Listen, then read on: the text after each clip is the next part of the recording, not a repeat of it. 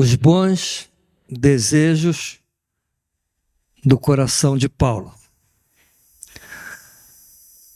Na quinta-feira passada, irmãos, eu comecei uma série em que estarei a partilhar o resultado de uma pesquisa que fiz sobre os desejos de Paulo.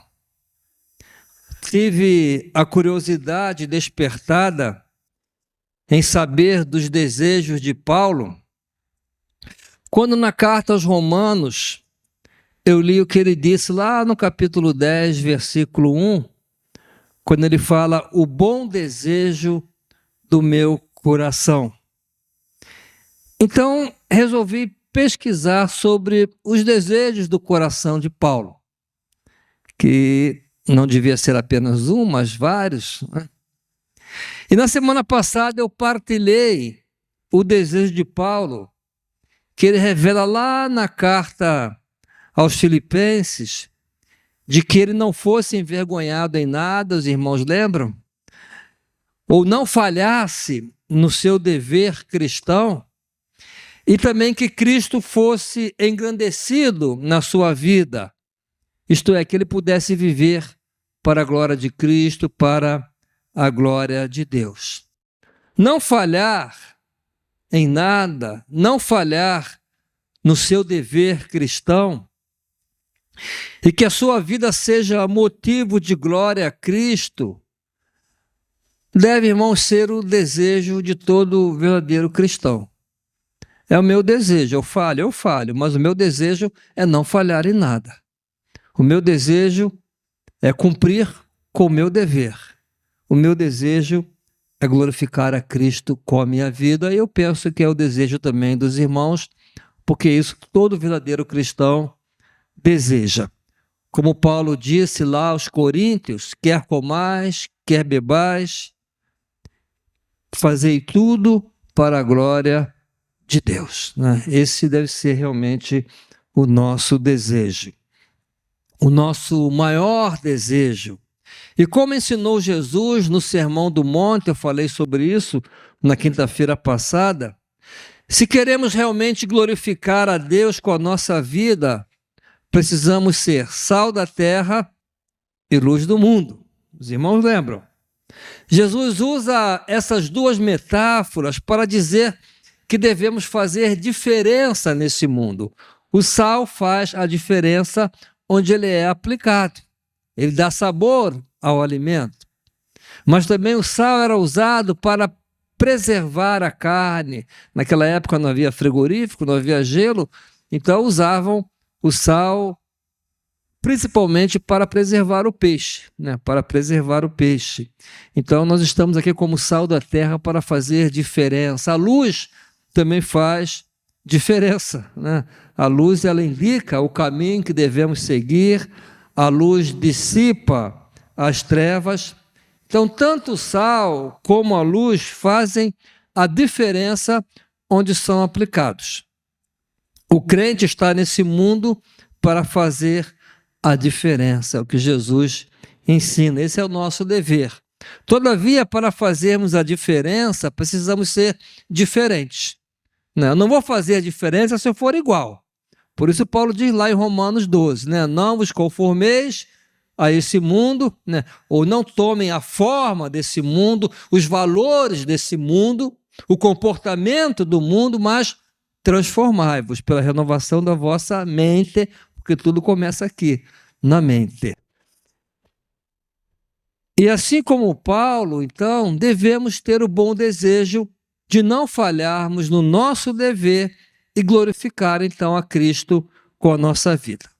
Hoje eu vou considerar outro bom desejo que havia no coração de Paulo, revelado exatamente no texto de Romanos, capítulo 10, versículo 1, quando Paulo diz: irmãos, o bom desejo do meu coração e a oração a Deus por Israel é para a sua salvação.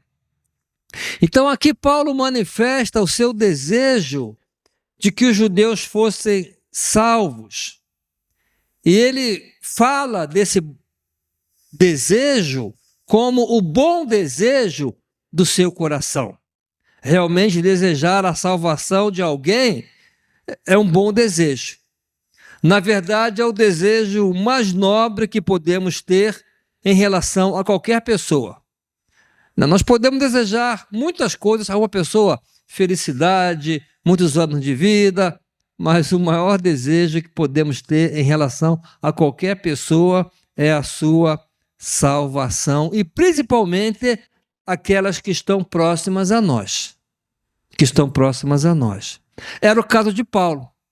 Certamente ele desejava a salvação de todo mundo. Isso fica evidente nas várias viagens missionárias realizadas por ele. Ele queria salvar o mundo inteiro, mas aqui, nesse texto, ele fala especificamente dos judeus, daqueles que eram mais próximos a ele. O bom desejo do meu coração e a oração a Deus por Israel, pelos meus, pelos que estão próximos a mim, é para a sua salvação. Irmãos, quando li essa manifestação do desejo de Paulo, eu perguntei-me, e quanto a nós?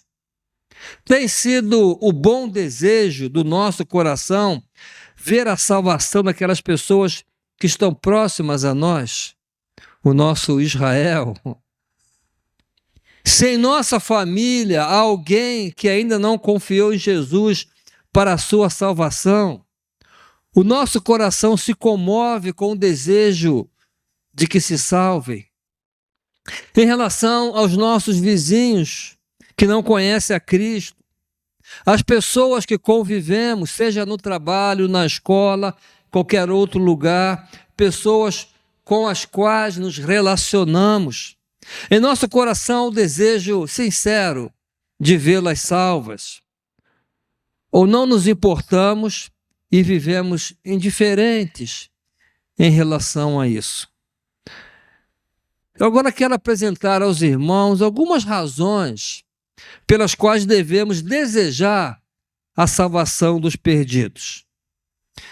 E se não há em nós esse desejo, o que fazer para tê-lo? E também o que devemos fazer em razão desse desejo? Primeiramente, quero partilhar pelo menos 4 fortes razões porque devemos desejar a salvação dos perdidos. E a primeira é a seguinte: em razão do amor de Deus pelo mundo. Eu devo desejar a salvação dos perdidos porque eu sei que Deus ama o mundo. Todos nós conhecemos João 3,16. Porque Deus amou o mundo de tal maneira que deu seu Filho unigênito para que todo aquele que nele crê não pereça, mas tenha a vida eterna. Então, quando João fala que Deus amou o mundo, ele está a referir-se às pessoas do mundo. Não o mundo em si, mas as pessoas do mundo, todas, sem qualquer discriminação ou preferência. Deus não discrimina raça, cor de pele, nacionalidade, posição social. Todas as pessoas do mundo, todas, são alvos do amor de Deus. Amor esse provado ao dar o seu Filho em sacrifício para a nossa salvação. Como diz Paulo lá em Romanos 5,8, mas Deus prova o seu amor para conosco em que Cristo morreu por nós, sendo nós ainda pecadores. Então ele deu Cristo para morrer por quem? Pelos bons, pelos santos? Não, nós ainda pecadores. Deus não discrimina, o amor de Deus é para todo pecador. Então saber que Deus ama tanto assim cada pessoa do mundo, a ponto de dar o seu Filho para morrer por cada pessoa, deve motivar em nós o desejo pela salvação de cada pessoa. Deus ama o teu vizinho, o teu familiar, Deus ama aquela pessoa que tu não amas, mas Deus ama. Em segundo lugar, e a consequência da primeira razão, do amor de Deus, eu devo desejar a salvação das pessoas porque esse é o desejo de Deus. É a vontade de Deus. Lá em Ezequiel 33:11, Deus diz assim: vivo eu, diz o Senhor Deus, que não tenho prazer na morte do ímpio, mas em que o ímpio se converta do seu caminho e viva. Convertei-vos, convertei-vos dos vossos maus caminhos, pois por que razão morrereis, ó casa de Israel? Então Deus diz: eu não tenho prazer na morte dos ímpios. É ímpio, é pecador, mas eu não tenho prazer, eu quero que se salve. Esse versículo nos mostra o bom desejo que há no coração de Deus. Ele deseja que todos sejam salvos e que ninguém seja condenado. Mas para isso é necessário que haja conversão. Por isso que ele apela: convertei-vos, convertei-vos. Então, aqui Deus está a dizer que ama o pecador de tal maneira que lhe dá a chance de se arrepender de seus pecados para ser salvo. Isso nos mostra como Deus é extremamente misericordioso e compassivo. Deus deseja tanta salvação do pecador perdido que foi capaz de pagar um altíssimo preço para a salvação de muitos. O sangue precioso de Jesus que foi derramado na cruz. Quando escreveu a Timóteo, na sua primeira carta, capítulo 2, versículo 1, Paulo também diz que Deus tem um desejo de que todos se salvem e cheguem ao pleno conhecimento da verdade. Ele diz assim: porque isto é bom e agradável diante de Deus, nosso Salvador, que quer que todos os homens sejam salvos e venham ao conhecimento da verdade. Deus quer que todos os homens sejam salvos e venham ao conhecimento da verdade. A salvação de todos que pertencem à tua família, a todos que estão ao teu alcance, de todos que fazem parte do teu relacionamento, é a vontade de Deus. Deus quer que todos se salvem. Então, se queres agradar a Deus e fazeres a vontade de Deus, deves primeiramente desejar o que Deus deseja. Deus quer a salvação de todos, eu quero agradar a Deus, esse deve ser também o meu desejo. Em terceiro lugar, deves desejar a salvação dos pecadores por causa do mandamento de Jesus. E a que mandamento estou a referir-me? Ao mandamento de testificar de Cristo para a salvação de pecadores. Temos esse mandamento nos 4 evangelhos e também no livro de Atos. Por exemplo, lá em Mateus 28:19, Jesus disse: portanto, ide, fazei discípulos de todas as nações.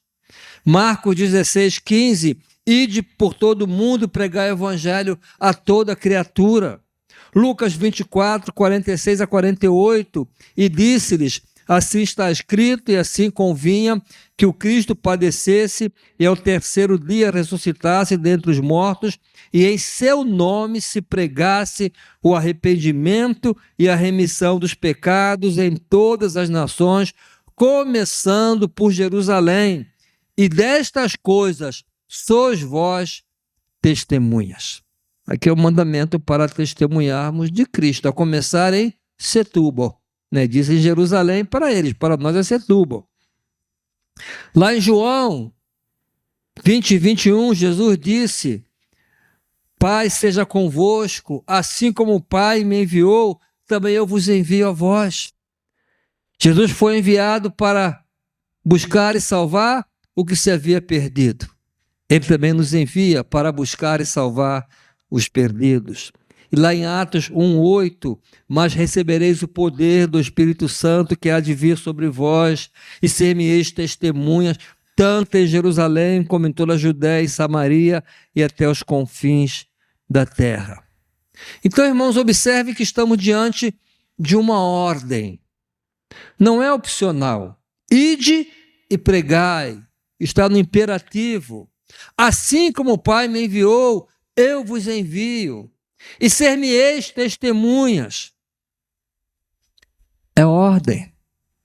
Então devemos desejar a salvação dos pecadores, porque testemunhar do Evangelho para salvá-los é uma ordem, não é algo que decidimos fazer ou não. Se sobrar tempo, se eu puder, se me der vontade, não. Não é opcional, mas é um mandamento. Saber que é o mandamento de Jesus, e como crentes que queremos agradar a Jesus, devemos então ter no nosso coração bom desejo pela salvação dos perdidos. Eu desejo porque é um mandamento, é uma ordem de Jesus. Em quarto lugar, devemos desejar a salvação dos perdidos por causa da terrível condição do pecador sem Cristo. Às vezes eu penso que não damos muita atenção a isso. O pecador sem Cristo está condenado ao inferno. Está condenado. O inferno, irmãos, é uma realidade, não é uma lenda, não é um conto de fada. Se fosse um conto de fada, seria um conto terrível, né? Não é um mito. Na Bíblia nós encontramos 52 versículos que falam sobre o inferno, tanto no Antigo como no Novo Testamento. Jesus falou mais do inferno do que do céu, sabiam? E por que o fez? Porque reconhecia a terrível condição do pecador perdido e desejava advertir-nos. Por exemplo, em Mateus 25, 41, Jesus disse: em seguida o rei se voltará para os que estiverem à sua esquerda e dirá: fora daqui, malditos, para o fogo eterno, preparado para o diabo e seus anjos. O inferno, irmãos, não foi preparado para o homem, foi preparado para o diabo e seus anjos quando pecaram. Mas todo pecador sem Cristo irá para esse lugar terrível, já que Jesus é o único caminho e o único que nos pode salvar. Não te compadece saber que algum parente teu irá para o inferno se morrer sem Cristo?